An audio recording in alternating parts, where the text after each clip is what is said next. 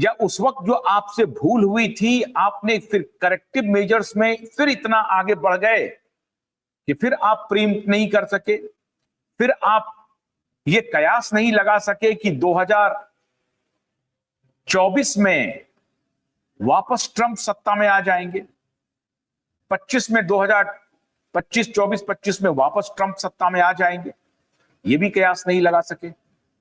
फिर आपने दूसरी गलती की, पहली गलती को ठीक करने के लिए फिर दूसरी सत्ता के साथ इतने आगे निकल गए कि अब जो पहले दोस्त थे उनको शायद थोड़ा शक हो गया,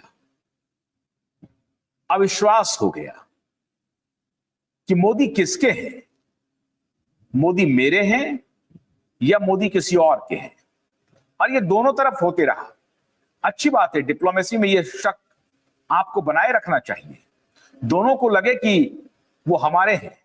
लेकिन अगर दोनों को ये लगने लगे कि ये हमारे नहीं हैं, ये किसी के नहीं है, तो फिर आपकी वो जो दोस्ती थी जिसमें आपने सारी सीमा को तोड़ करके अब की बार ट्रंप सरकार कह दिया, वो सबसे बड़ी भूल थी।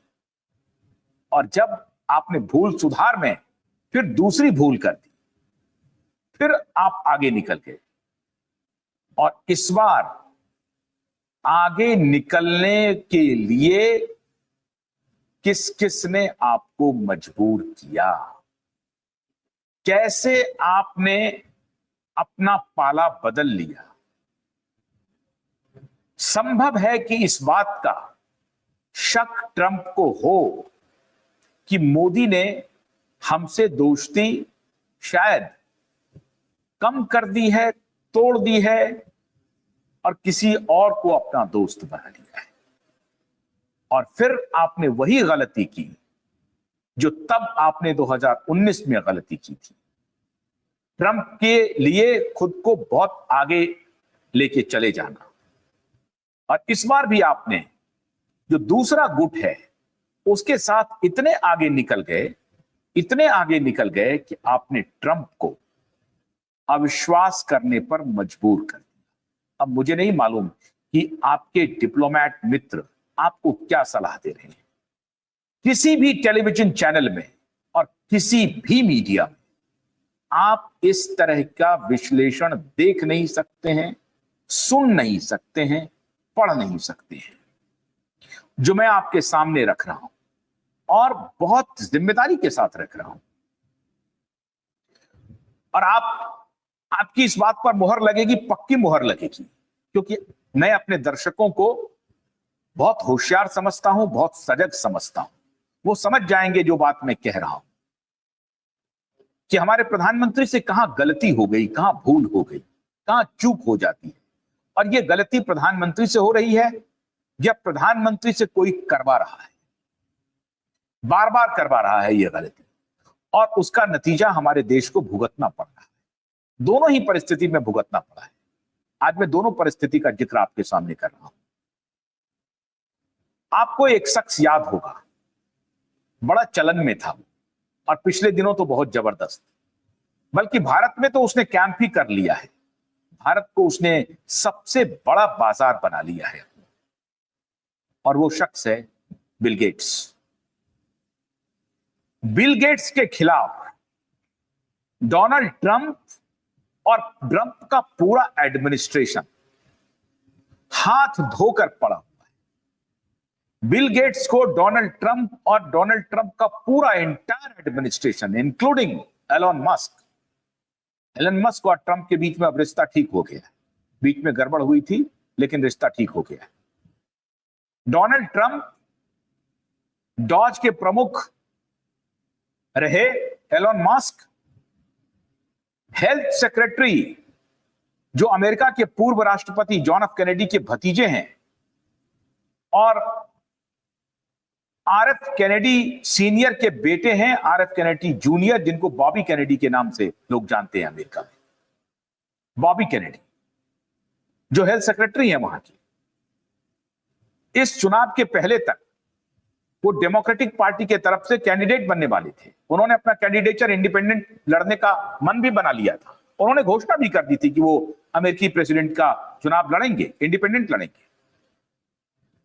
बॉबी कैनेडी एक परंपरागत रूप से जिनका पूरा परिवार डेमोक्रेटिक पार्टी से संबंध रखता हो, रिश्ता रखता हो, चाचा स्वयं अमेरिका के राष्ट्रपति रहे हो, जिनकी हत्या हो गई और इनके पिता की भी हत्या हुई, पिता और चाचा दोनों की हत्या हुई, ऐसे बागी परिवार के वो व्यक्ति हैं।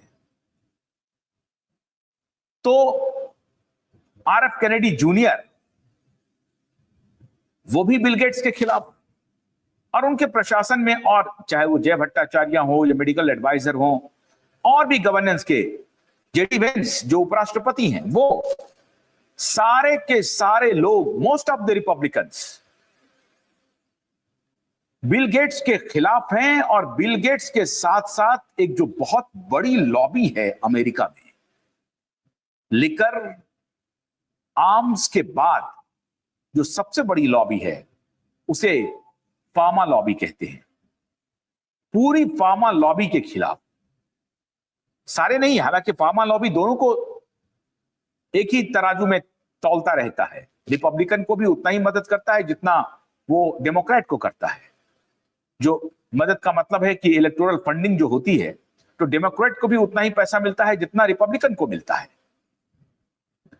लेकिन फार्मा लॉबी, जो बैड फार्मा लॉबी है, बैड फार्मा प्रेमिसेस हैं, उनके खिलाफ ट्रंप का administration, Elon Musk, RF Kennedy, सारे लोग हैं, उपराष्ट्रपति सारे लोग हैं।